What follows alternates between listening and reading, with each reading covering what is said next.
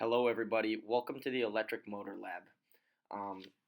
In our experiment, the problem was that the movement of charge through a magnetic field creates a magnetic force that is perpendicular to the direction of both the current and the magnetic field.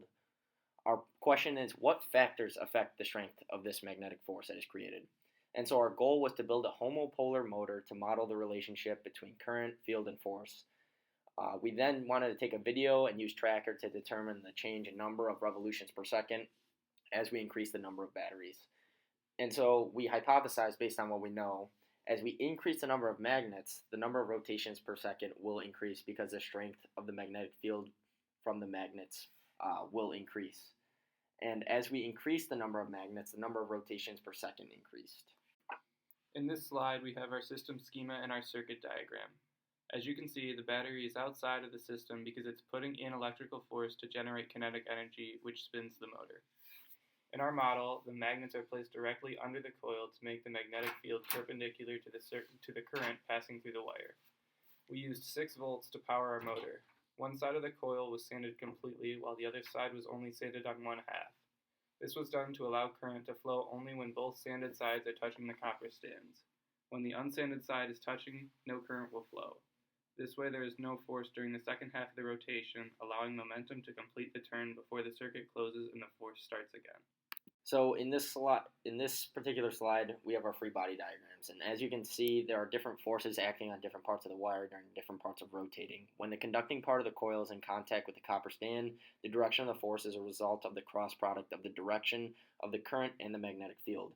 Therefore, using the right-hand rule, we determine the force to be coming at us from the wire on top and going away at the bottom. For the schema on the right, the insulating part of the wire was in contact with the copper stand.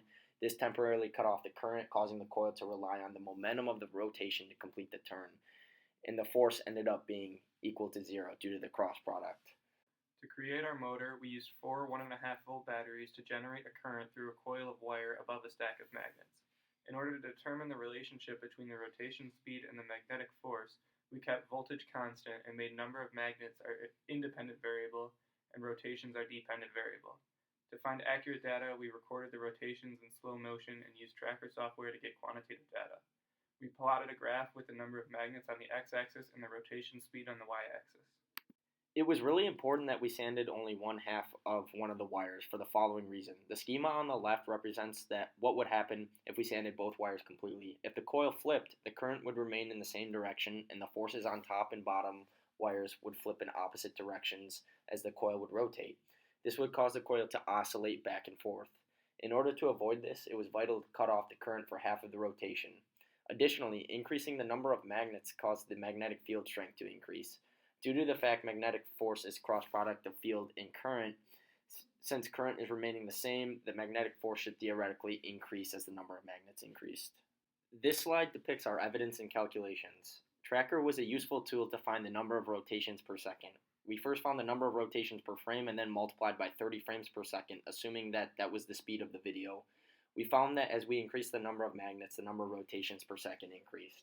If you look at our graph, we had a fairly high r-squared value, 0.95, indicating a relatively strong linear relationship between rotations per second and number of magnets. These results supported our hypothesis that increasing the number of magnets increased the number of rotations per second. This is consistent with the Lorentz force law and our expectations. The limitations in our experiment were that the more magnets we added, the distance between them decreased, which increased the total force. Some extra data points could have been collected to get a closer representation. The loop holding the wire may have restricted the rotational motion because it wasn't a circle. And we also lost voltage from the battery the longer we experimented. And tracker could have been an inaccurate method to find data. In this slide, we see a comparison to a brushed DC motor in a toy. We find that our model is very similar to this because both models use current and magnetic field to generate a magnetic force that allows the metal loop to rotate. The biggest differences, however, are that the force is much more constant for the rotation of the loop and that there are 2 magnets on either side of the coil. When the coil reaches a point that is perpendicular to the magnetic field, as shown in the bottom left-hand corner, the current through the loop is transiently cut off. This allows the momentum to carry it forward. Also, by merit of the commutator, the current is able to flip upon rotation, allowing the forces to remain in the same direction throughout its rotation. This allows for more force to be generated because the magnetic force is constantly present except for when it is at the top.